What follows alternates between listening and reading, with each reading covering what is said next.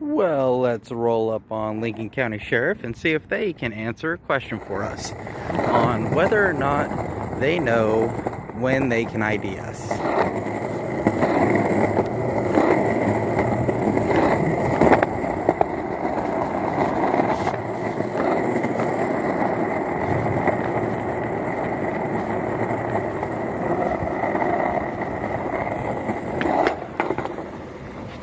Hey, I had a question for you.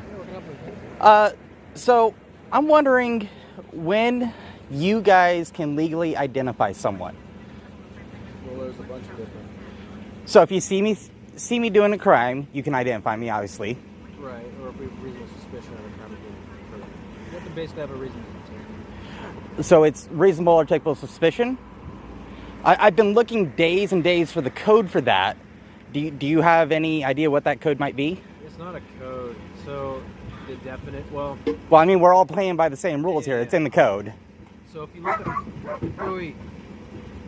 if you look under the definitions of ORS for reasonable suspicion as well as probable cause. Well, probable cause and reasonable articulable suspicion are two different standards.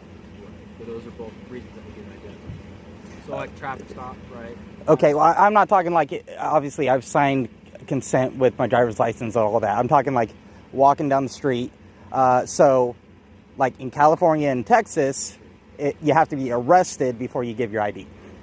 Sure. You're saying that's not the case here? It's very different. Okay, so in Idaho, if a cop sees you, they can ID you, or if someone accuses you of a felony with an accurate description and a callback number, they can legally identify you.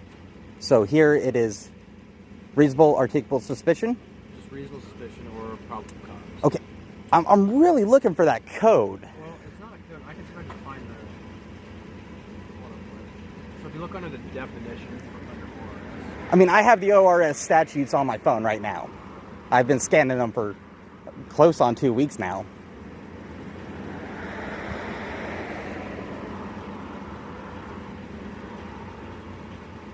So ORS 131005 subsection 11 defines probable cause, which is substantial objective basis for believing that more likely than not an offense has been committed in person. Any person can be arrested in custody. So that's for probable cause. What was that statute again? You want me to write it down for you? That'd be great if you could. I'm genuinely curious for my own education. Sure thing.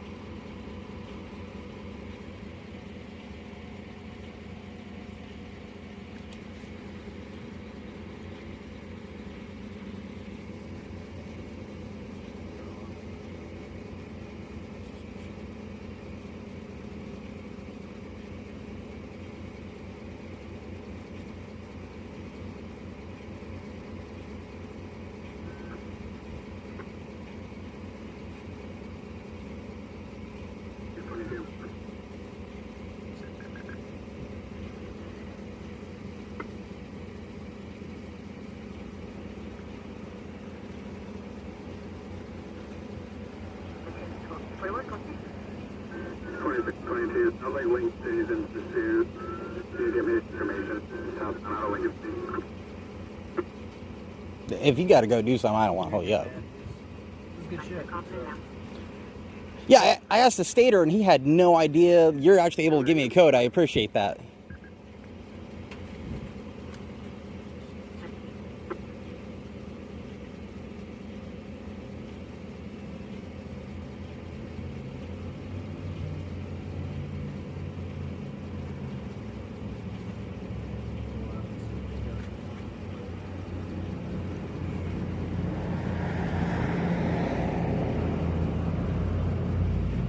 So like reasonable suspicion is going to be more for like traffic stops, right? Because most of the time when we stop people, it's not for a crime most of the time.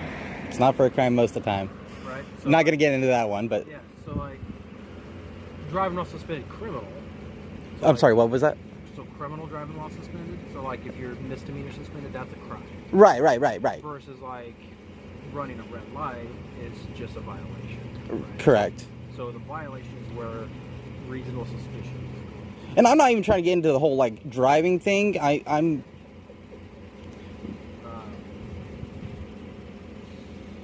I get that's a whole different ball game where.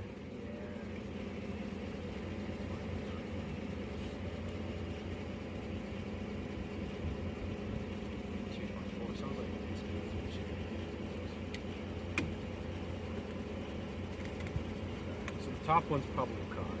Hopefully you can read my mind. Oh yeah, I can totally make that out. Yeah, I'll make that out later.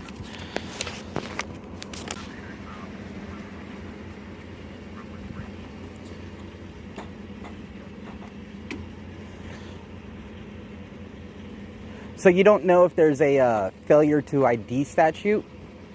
That's honestly what I was looking for, I guess, to put it. So the failure to ID is... I found the one for driving. Right. So there's no... Unless you're driving, there's really no other statute that's going to pertain to, like, refusing to give ID. Okay. Unless you have a warrant. Now, but you have to prove knowledge that they... So say you're trying to ID me and I know I have a warrant. Okay. I give you a fake name or I just refuse your ID. Or if I'm on parole. Well, fake name and refuse to ID, that's two different things. Right. Well, we're kind of falling into that realm though, right? And then like if you're on parole or probation. Right. If you're on parole or probation, you've signed away your Fourth Amendment. Right. Right. So, but like other than, I mean, you could, if I just see you walking down the street, you cover the pound. Okay. I mean, and that's just the question I was trying to answer. In some states, it is reasonable articulable suspicion of a crime. Like somebody accused me of a misdemeanor. Like I said, Idaho, they have to accuse you of a felony, or an officer sees you commit a crime. And then like Texas and California, you have to be lawfully arrested before you have to ID. You're saying there's no failure to ID statute outside of driving. Pretty much. I mean, like, so say I have probable cause that you went and robbed Circle K. Right, if you have probable cause. Right. Yeah. You up and tell you're under arrest and guilt and you're... Yeah, you see me on video busting a window or something. Right. Yeah. And you don't give me your ID, well, I'm just going to take you to jail, and then the jail's going to fingerprint you. Right, okay. So, I've spent weeks looking for this code. I'm not finding a failure to ID statute, though.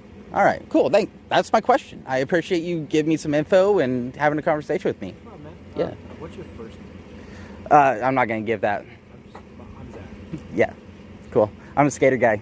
I've seen you around. Yep, I'm sure you have. Any other questions? No, that'll do it for tonight. Thank you, man. Have a good one. You too.